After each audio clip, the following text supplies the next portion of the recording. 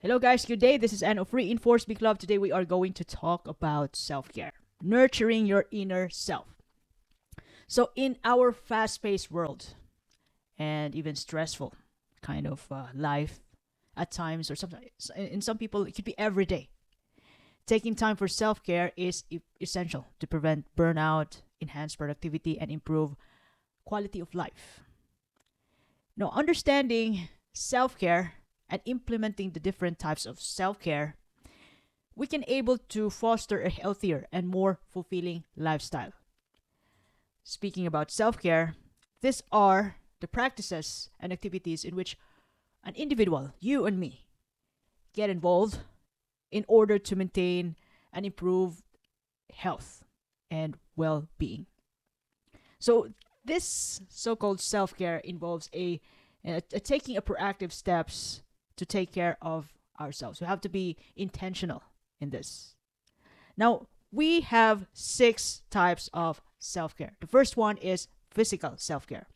These activities involve regular exercise, adequate sleep, eating healthy, staying hydrated, regular medical checkups, looking after ourselves, going to the gym, take intentionally deciding to take protein so you can build good muscle so that you can look good for yourself when you look at yourself in the mirror.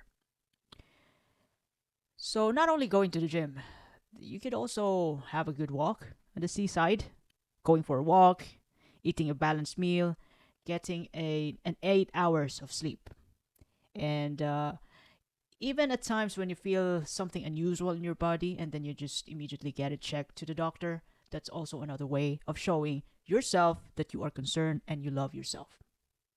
You don't have to wait for other people to tell you what to do. You are proactively caring for yourself physically. Another type of self care is emotional self care.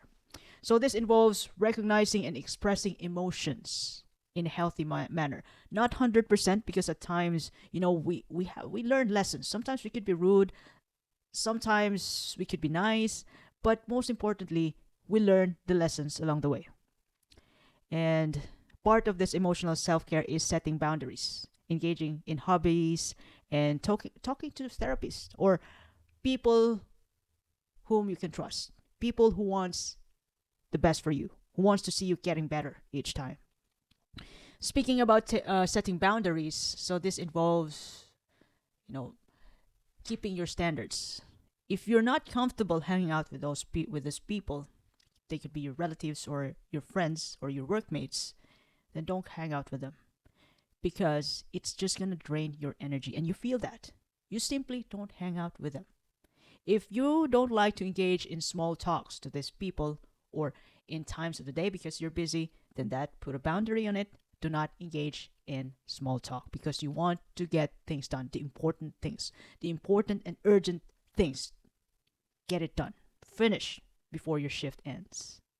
So, examples of emotional self-care includes journaling, talking to a friend or your parents, your brothers and sisters, practicing mindfulness or meditation. So, as to me, as an example, I do journaling. When I have a hard time, times in the day, I just write it down in my journal, and if I was able to make a solution on that period of time, I just write it down. Otherwise, if it takes time for me to get over the feeling of being upset, I just write it down and do some plan some activities to get over it. What's the good thing about journaling is that you're overthinking about those negative stuff that happened to you in a day. And rather than keeping it untouchable, intangible in your mind, once you write it down on the journal, then there you go, you can touch it.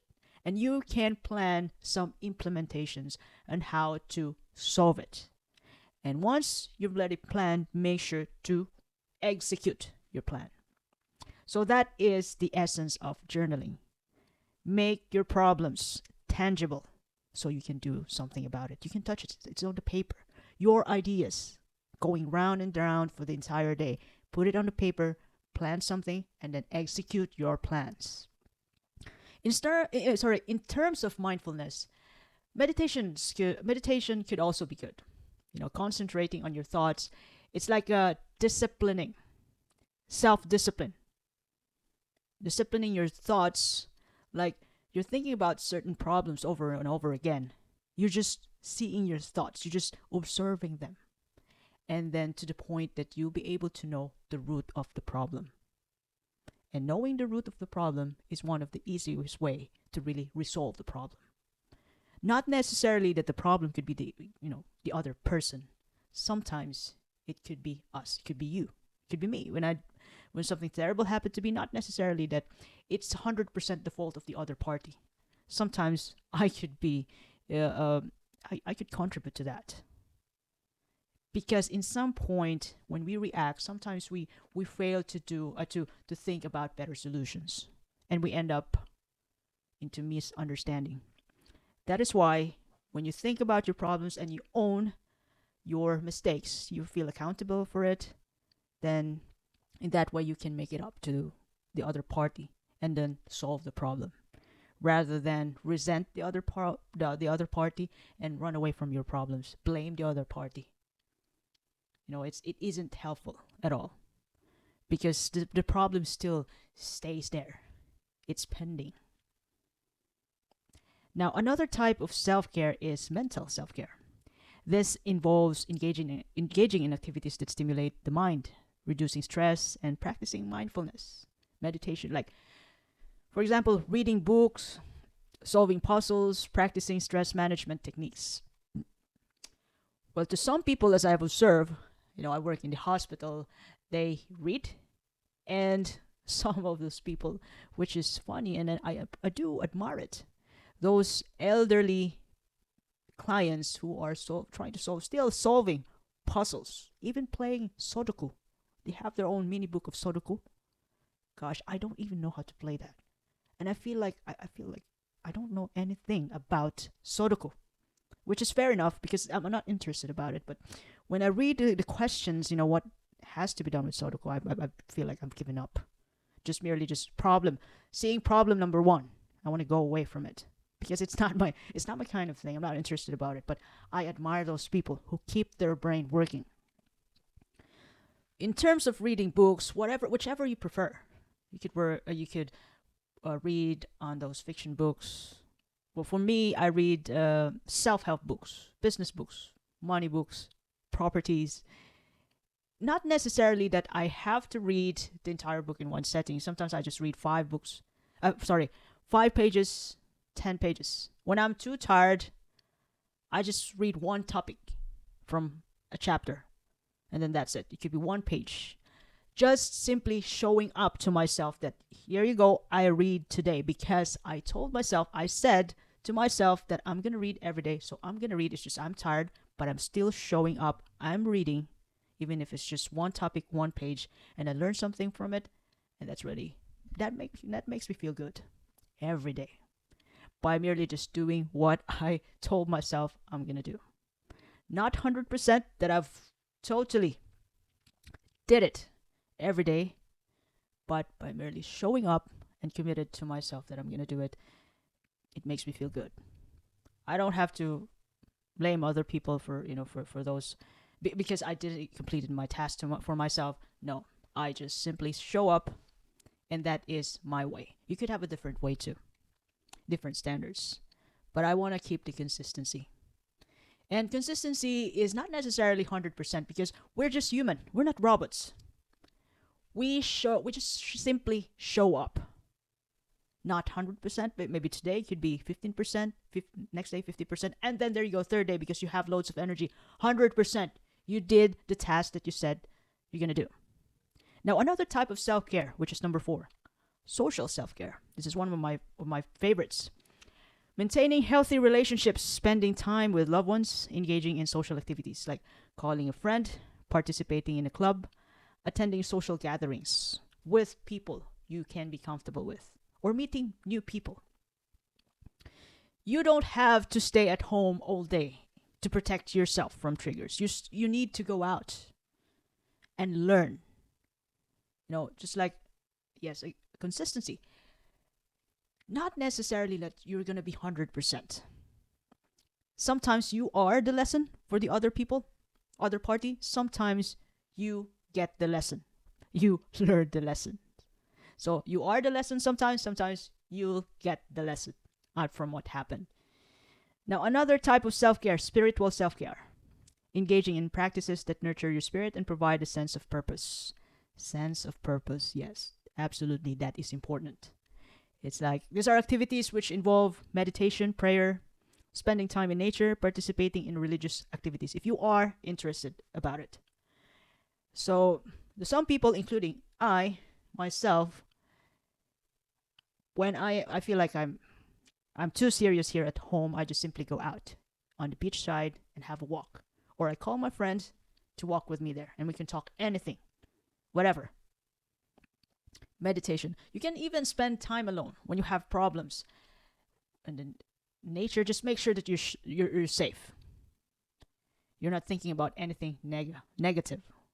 So you can spend time with nature, beach sides. It helps you come up with new perspectives. Not necessarily that, you keep your ideas intact, like 100%, you're not going to change your mind. But when you change your environment, when you change your setting, you can actually come up with ideas, new perspectives, other than the original ideas for your, as a solution to your problems. You can come up with different options when you change your environment, and that's really great. That would make you feel good, other than talking to other people who have experience from your problem, and they can come up with a solution. You can make different options for yourself, take advantage of those options, pick the right option, the right solution for your problem, and then there you go, execute. Another type of self-care, the last but not the least, professional self-care, balancing work and life, setting career goals, continuing education, taking breaks, holidays, vacations, master's degree, pursuing professional development, taking vacation time. So that is boundaries, setting boundaries.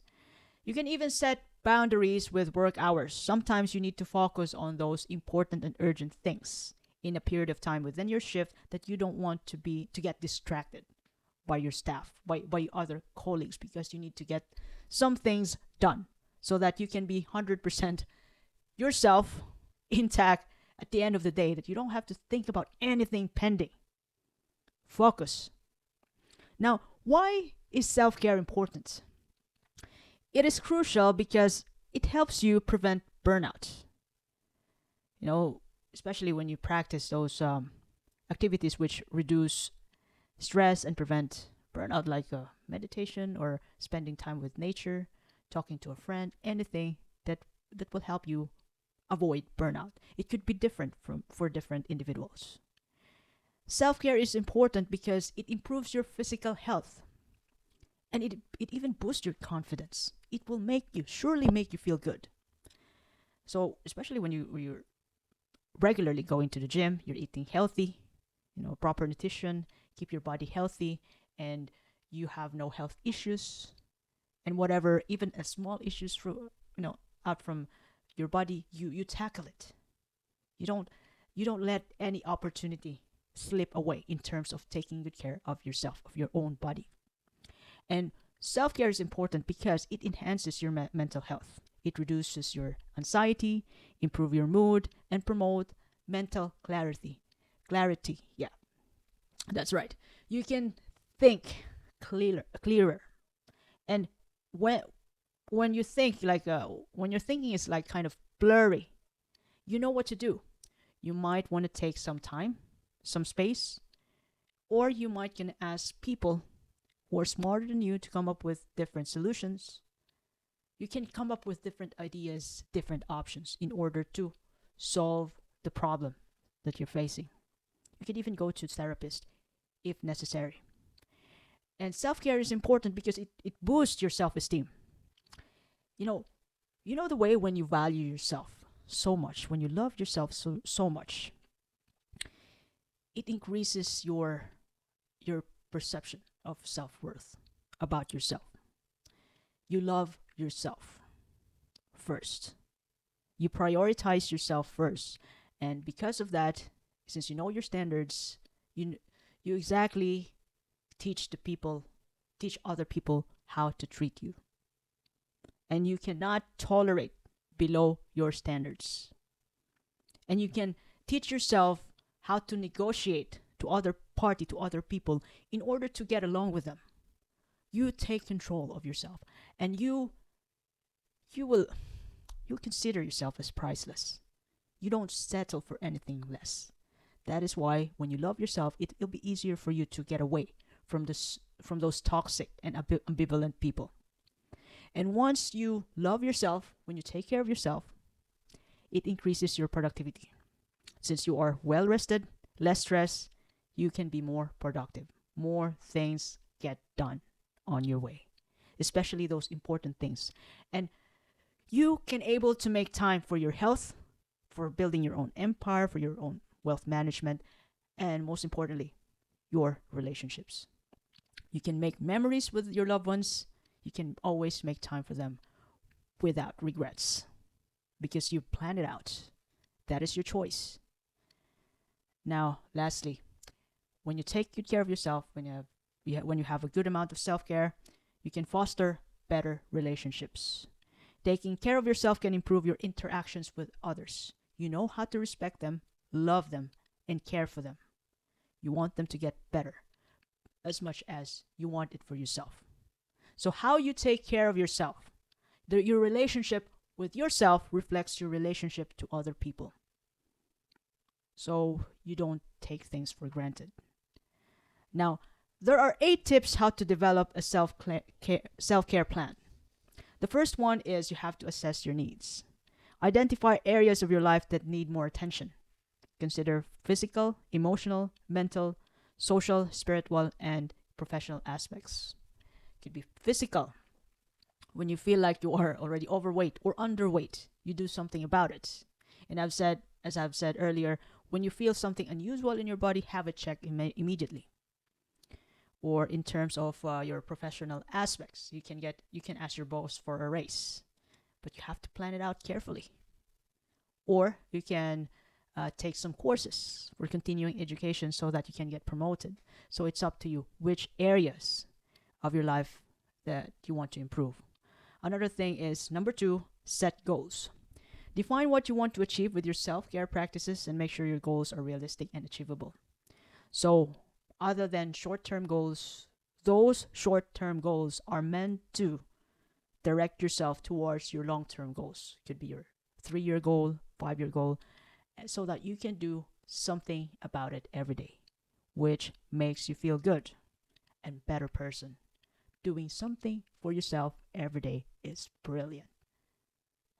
Lovely, ever. Number 3, make a schedule. Incorporate self-care activities into your daily or weekly routines. Consistency is the key. So, if you decided to be healthy, make sure that you eat healthy. When you go to the grocery, you pick healthy, and then you incorporate workout times in your schedule. It could be 3 to 4 times a week or twice a week, and the rest will be like brisk walking outside. It's up to you. You decide. And once again, consistency means not 100% every day. The key to it is commitment. Show up for yourself. Show up even though nobody's around. It all starts from that. Another thing, number 4, start small. Begin with small, manageable changes rather than overhauling your entire routine at once. So when you decided to work out, you could start working out merely walking outside with your dog or walking outside with your friend. Make a schedule. It could be 3 times a week, 2 times a week, every week. Consistency is a key. And then you finally decided to level it up. You might want to go for a walk on your day off, 4 times a week, 5 times a week, even after work. So start small. And then after that, you want to build a good body, then you can finally start working out. And then you finally have a a goal for your biceps, then you decided to buy some protein supplements, eat healthy, high protein diet, and then it all starts with small things. Number 5, prioritize activities. Choose activities that you enjoy and provide the most benefit. Prioritize these in your schedules. In terms of health, it could be exercise, a good diet, wealth management. You have to look after your spending habits, save, invest well, and in your relationship, spend time with people who matters to you. Never forget to make time for them in your schedules. All right, as I've said earlier in my previous podcast, some people prioritize their schedules, but they never schedule their priorities. So if your family is your priority, make time with them. Prioritize them on your schedule. Number 6, stay flexible. Be open to adjusting your self-care plan as needed. Life changes, and so might your self-care needs. So that is why self-care is different to every individual. Sometimes when things happen, unexpected things happen. So you have to change your schedule. Sometimes you have to prioritize those important things which pop up on your way to your self-care activities. You have to insert some important stuff in your schedule, which you never done before.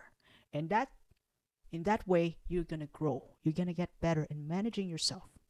And then managing your team, and then managing a company, and you can even start a business of your own. Number 7, seek support.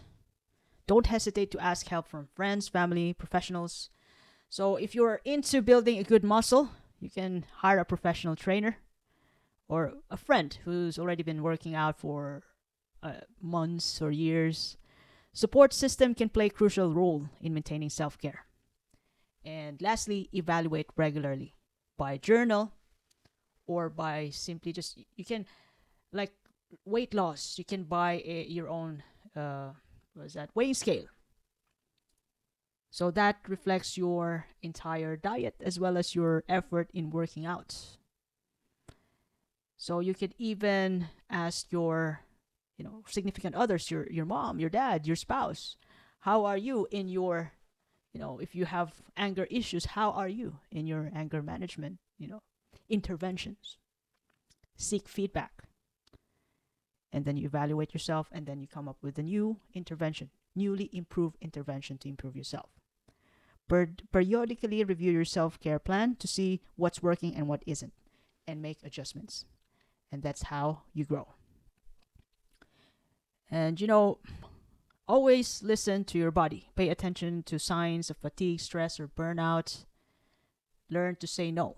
That is setting boundary. So once you say no to this, you say yes to your priorities. So practice saying no. No means yes to what's important to you. Take breaks, during your work or daily activities to recharge your energy. Stay connected with the people you love. Maintain healthy social connections for emotional support, and practice gratitude. Always be thankful about what's going on, the good, the bad, and the ugly. Everything happens for a reason, and it's going to help you grow more. Focus on positive aspects of your life to enhance your mood. Even the negative aspects. Negative aspects, you're gonna learn from it. Sometimes there's nothing you can do about the good things in life. But learning from the bad things, negative things, that will make you better and relentless and resilient ever. Now, by understanding the different types of self-care and implementing a personal self-care plan, you can significantly improve your overall well-being and quality of life. And that is the key, the reason, the purpose of our episode today. So if you're happy about the content today, you can share this to your family and friends. You can follow me in YouTube, Facebook, Spotify, Apple Podcasts, Amazon Podcasts. This is Anne of Reinforce Me Club. I do appreciate your time, and have a lovely day ahead. Thank you.